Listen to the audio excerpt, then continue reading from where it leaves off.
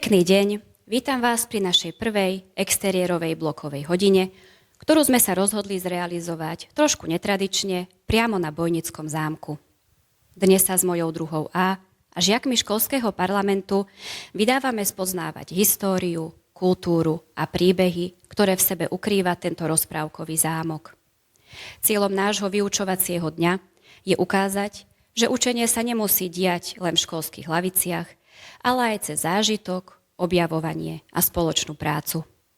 Starší žiaci, členovia školského parlamentu nám dnes pomáhajú nielen s organizáciou, ale zároveň sa učia, ako tvoriť reportáž, ako pomáhať žiakom a ako zachytiť atmosféru tohto krásneho dňa do školskej televízie. Verím, že si odnesieme veľa nových zážitkov, poznatkov, úsmevov, ktoré sa zapíšu do histórie našej školy.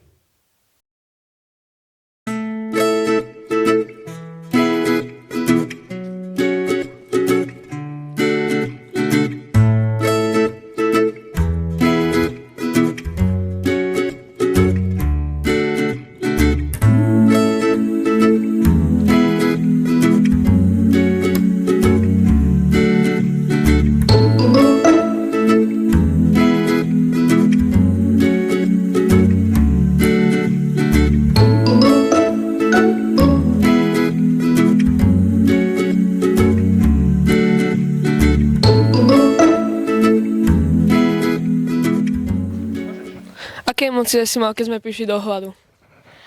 Zmiešané, A prečo? lebo som tu prvýkrát. Ďakujem za rozhovor. S kým by si chcela v tomto zámku bývať a prečo? S kráľom, A prečo? lebo tu je to pekné. Ďakujem. Prečo si sa dnes tešil? Lebo som sa nemusel učiť. Dobre.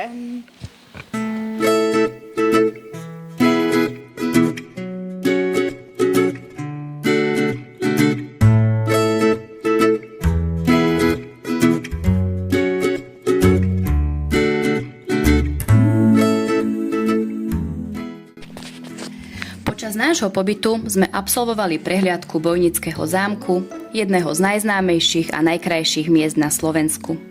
Prešli sme jeho interiérmi, reprezentačnými sálami a priestormi, ktoré deťom priblížili atmosféru zámku a každodenný život v minulosti.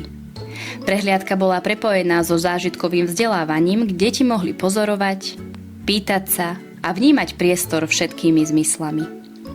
Súčasťou programu bola aj spolupráca žiakov školského parlamentu s druhákmi. Starší žiaci sa ujali úlohy sprievodcov, ukazovali mladším žiakom zámok, vysvetľovali im, čo ich zaujalo a spoločne objavovali jednotlivé miesta.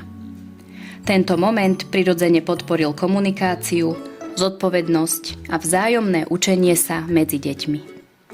Na záver prehliadky sme navštívili aj travertínovú jaskyňu pod zámkom, ktorá je súčasťou podzemia a patrí medzi jedinečné prírodné prvky tohto miesta. Jaskyňa pre deti predstavovala silný zážitok a netradičné zakončenie celej návštevy. Posledné zábery patria pohľadu na deti pred Bojnickým zámkom. Spoločne, s úsmevom a s pocitom, že si z tohto dňa odniesli nielen nové poznatky, ale aj spoločný zážitok. V tejto časti videa sa nachádzame v škole, v našej triede, kde pracujeme na úlohách súvisiacich s blokovým vyučovaním. Pre mnohých žiakov to bola úplne prvá návšteva Bojnického zámku v živote. Dovtedy ho poznali len z obrázkov, kníh alebo z rozprávok. Táto osobná skúsenosť im rozšírila obzory a pomohla im lepšie si predstaviť jeho skutočnú podobu. Vďaka tejto skúsenosti dnes Bojnický zámok spoznajú na prvý pohľad vždy, keď ho niekde uvidia. Prvou úlohou bolo teda modelovanie. Žiaci modelovali buď celý hrad, alebo len jeho vybranú časť. Táto práca ich veľmi bavila a pri jej tvorbe uplatňovali vlastnú fantáziu a kreativitu. Vyhrali sa s hradbami, štítmi a vežami, pričom ako predloha im slúžila fotografia Bojnického zámku, premietaná na interaktívnej tabuli. Po dokončení modelovania žiaci pracovali s recyklovanými materiálmi, najmä s rôznymi krabičkami, ktoré pomocou tavnej pištole zliepali do požadovaných tvarov. V závere vytvorili ucelený model hradu, ktorý obohatili o most vedúci do hradu. Na tomto moste bola znázornená kráľovna s kráľom, čím model získal rozprávkový, ale zároveň realistický charakter. Vznikli krásne, trojrozmerné modely hradu, ktoré verne zachytávali reálnu predstavu o zámku a zároveň slúžili ako výzdoba našej triedy. Video zachytáva priebeh práce, tvorivý proces a aktívne zapojenie žiakov počas vyučovania.